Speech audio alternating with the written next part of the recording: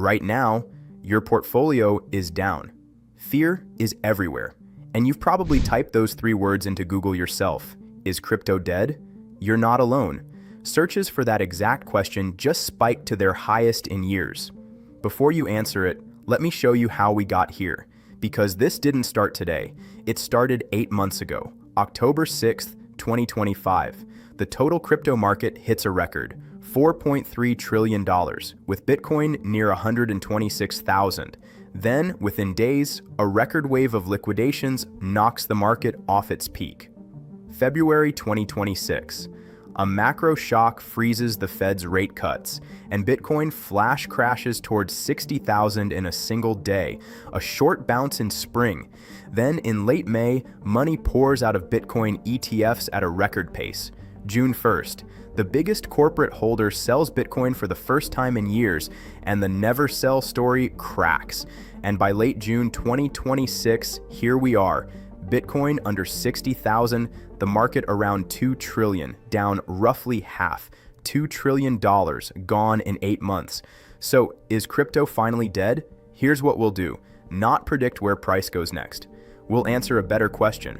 What actually happened every other time the world buried crypto? Because this exact moment, we've been here before. More than once. First, let's be precise. Dead can mean 2 very different things. One is the price. And yes, the price can crash 50, even 80%. That's painful, and it's real. The other is the network, the actual technology.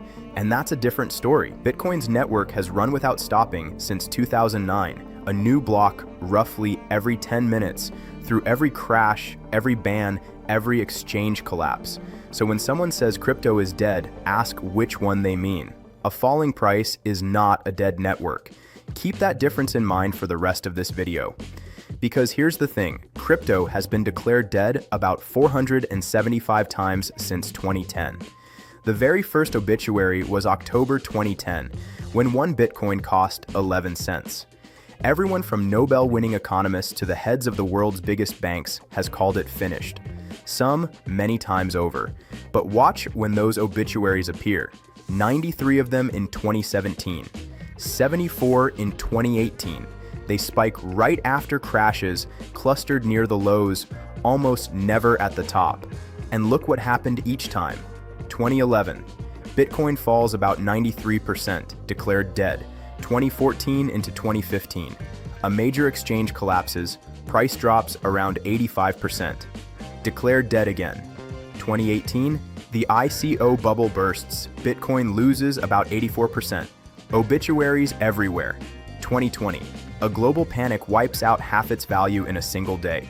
2022, a major exchange and a big token collapse, and Bitcoin falls roughly 77%. This time it's really over. Every single one of those was called the end, and every single time the network kept running and the price eventually went on. Being called dead hasn't been the end of the story. It's been part of the pattern. So why does it feel like death every single time? Because markets don't move on logic alone. They move in an emotional cycle. At the top, euphoria. Everyone's a genius. Then the first drop, anxiety. It'll bounce back. Then denial. Then fear. And down at the bottom, capitulation and despair. The point where people give up and sell just to make the pain stop. And that despair phase, that's exactly where searches for "is crypto dead" explode. It's where the obituaries get written, it's where fear peaks. Right now, fear is at extreme levels. That doesn't tell you the exact bottom is in, nobody can call that. But it does tell you this feeling is a known phase in the cycle, not proof the story is over. But, and this matters, history rhymes. It does not guarantee. Anyone who tells you the recovery is certain is guessing, same as the people calling it dead. This cycle is different in real ways. Big institutions and ETFs are in the market now. Over $50 billion has flowed into Bitcoin ETFs since 2024. That cuts both ways. It can add real support on the way up and mechanical, forced selling on the way down, which is part of what you're seeing right now. So, be honest about the 2 scenarios. 1.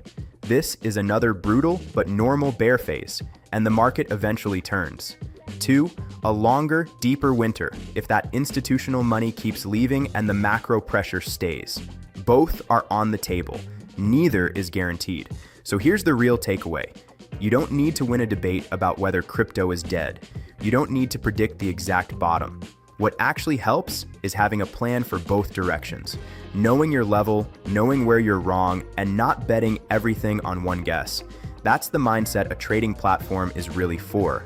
On Margex, you can trade either way, long or short, with risk tools like stop loss and take profit built in, so a plan is something you set before the emotion hits. Want to know what a real recovery would actually need? Watch Will Crypto Recover in 2026? And for exactly why this crash happened, watch Why is Crypto Crashing? Both are linked right here. So, is crypto dead? History has answered that about 475 times, and the network is still running as I say this. But that's one reading of the past, not a prediction. This is not financial advice. Always manage your risk.